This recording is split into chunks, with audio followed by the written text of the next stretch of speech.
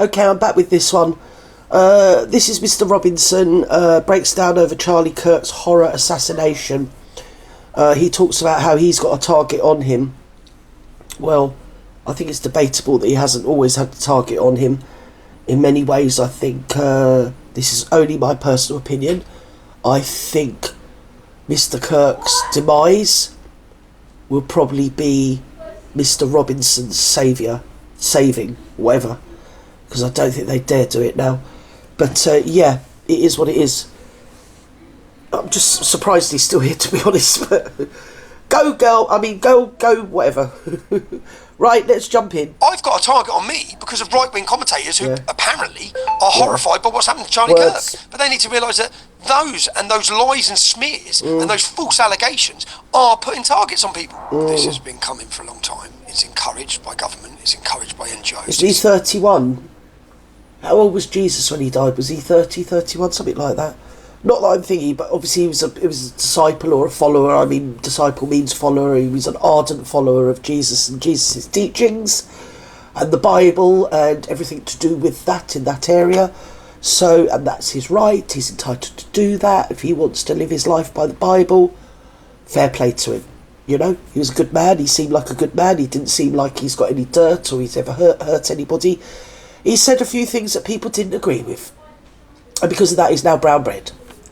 Come on, Thomas. Encouraged by far-left organisations who lie, smear and tell Auntie Gert what's happening. Starmer sit and put out some grovelling statement on his social media. If Charlie Kirk lived in the UK, he'd be in prison. He'd be in prison. Charlie Kirk would be one of the men that Keir Starmer put a target on. Oh my God, that far-right, calling him racist, calling him extreme, calling him Islamophobe. Now, anyone who's sitting thinking now that they shouldn't host a debate, that they shouldn't go to a college, that they shouldn't speak out, that they shouldn't go to a protest. Just apologise for my grandson, he's got his friends out. You should shut the door too.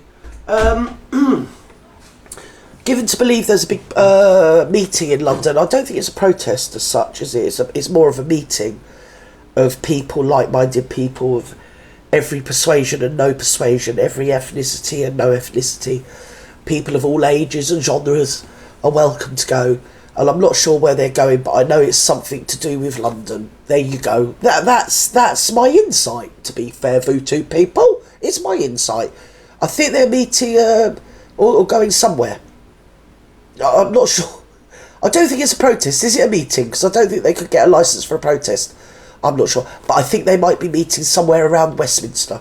But obviously, don't quote me on it and do not take my directions.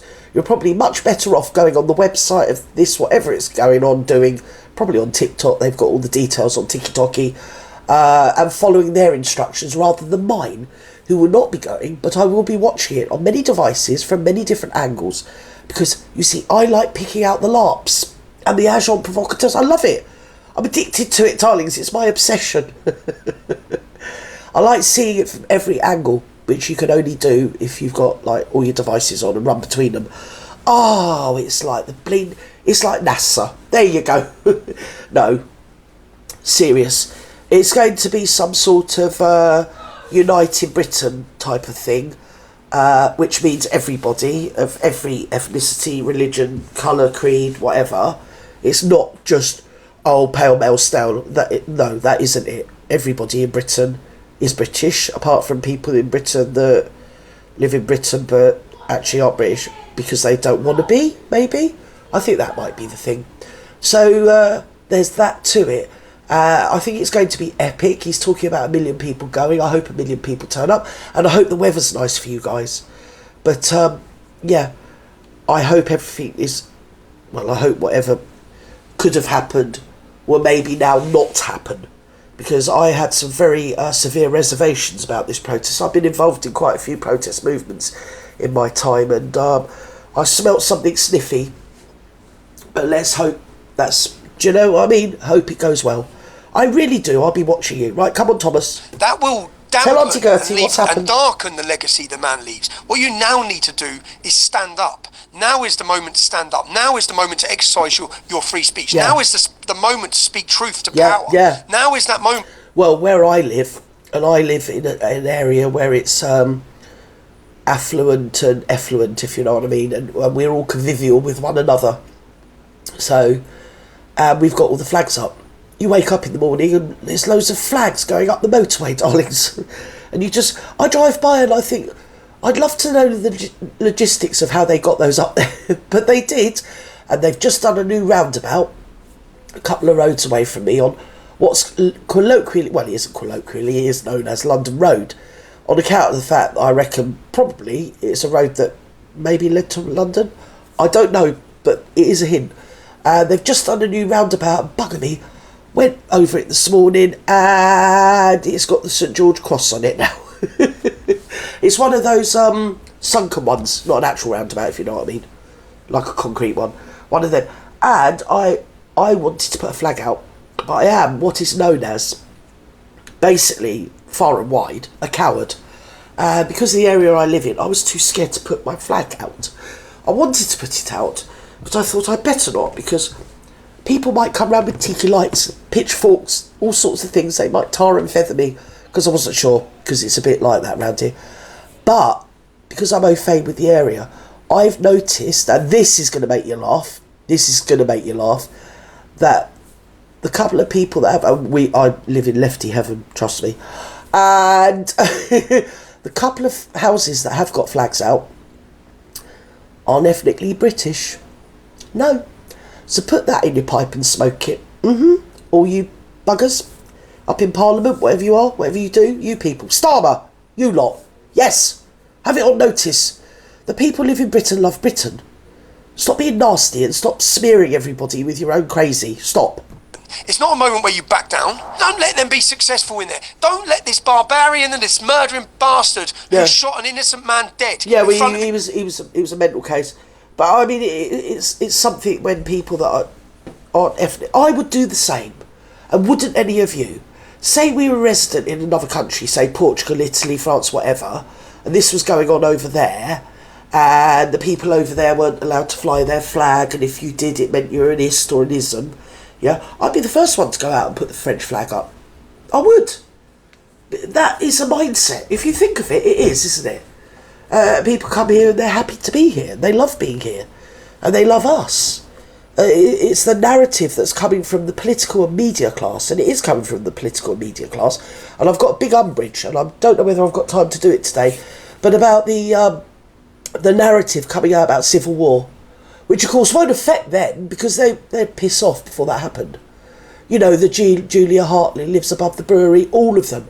Oh, well, I wouldn't be surprised if there was a different... I wouldn't be surprised if people did this. I wouldn't be surprised... Well, I'd be surprised that you're bloody surprised, to be honest, because you're the one that keeps going on about it. Everybody in grassroots gets on with one another, okay?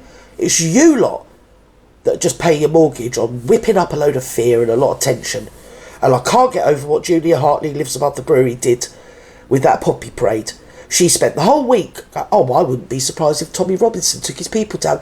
I wouldn't, because they were going to go and turn their back, or something was happening, wasn't it, at the poppy thing last year. Keep up, troops. I've forgotten. Do you know what I mean? It was a different country, you know. I mean, no, it was Britain, but I'm just saying it was a long time ago. So, like last year, and they were going to make a row or turn their backs or something like that. And all week, the narrative from LBC, from Sly News, from Talk TV, from GB News, from all those people, especially the ones that profess to be the opposite of the other one. Oh, we're not mainstream, we're really unique and independent. No, you're not. You all play from the same song sheet. And they were saying, because they pay their mortgages on this narrative, oh, I wouldn't be surprised if people went down there. I wouldn't be surprised. I would support people if they went down there and Tommy Robinson went and they had to protest. I wouldn't put up with it, right? And literally... the day came and some patriots turned up. I think it was in thousands rather than the millions, you know, a few thousand. Nothing happened. Literally nothing happened. And come Monday, Julia Hartley Brewer was like, oh, well, I think it was absolutely disgusting the way they went down there and they did that and they said that and this, that and the other. I thought, you five-faced snipe. That's why I don't watch them anymore. Julia Hartley that lives above the brewery, and it's like, oh, Robinson said, and I've seen an interview and I twigged it. And he said, you know, she used to message me secretly and say, keep going, blah, blah, blah. And then he'd watch her on Talk TV going, oh, Robinson done this and he should be that. You horrible. The political and media class, in my opinion, and only my opinion, are the poison, because, of course, they are all middle class, aren't they? So by dint of that, all the professions, and it's seeped into all the professions via the political and media class. And everybody above it or below it just has to put up with their SHIT ad infinitum, 24/7, 365 days of the year. And if they could make it 356, they would. Family, don't let them win. And you will let them win. Freedom of speech is not just a political right, it's a biblical right. And it's based on, and it's principled in truth, responsibility and courage. And that is the courage that Charlie Kirk spoke about.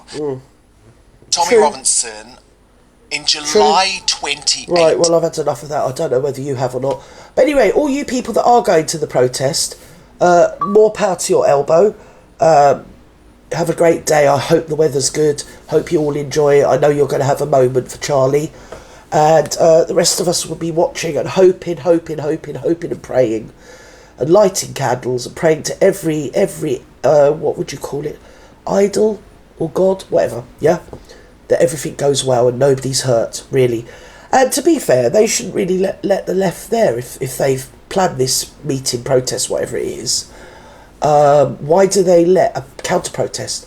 They can counter their protest anytime they want. The Green Air Brigade, the Blue Air Brigade, the nutjobs, the freaks, the people that think with everything other than their brain. There you go. So anyway, I'm over and out. Have a great evening. And I'm just going to get weaving. So enjoy this evening and also enjoy the protest tomorrow.